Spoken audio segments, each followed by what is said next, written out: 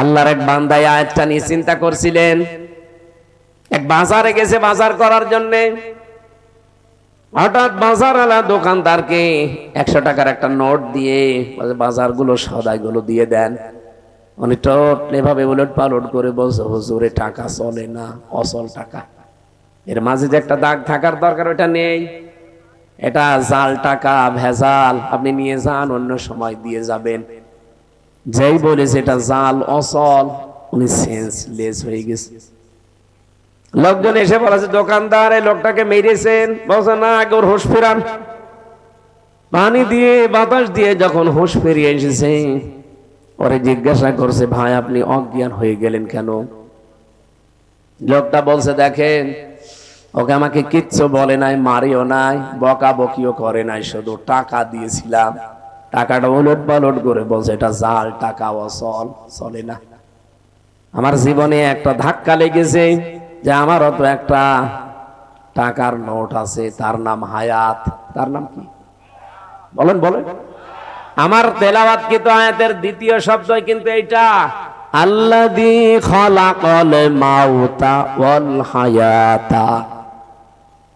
আল্লাহ বলেন আমি তোমাদের মউত আর হায়াত বানিয়েছি।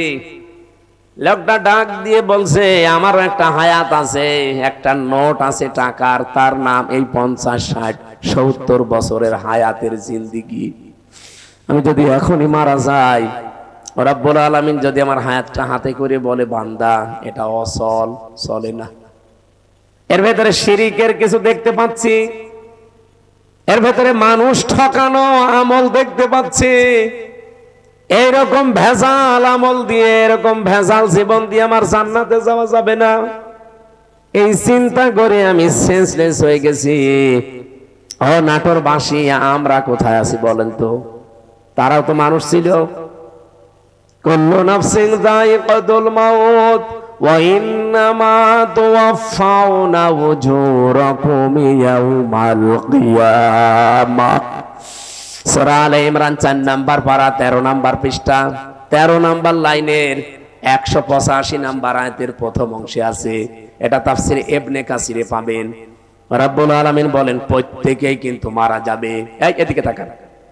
এখানে যারা আমরা আছি, খুব বেশি হলেও আর 60 বছর, 70 বছর, খুব বেশি হলেও 100 বছর পরে একজনও থাকবেন না।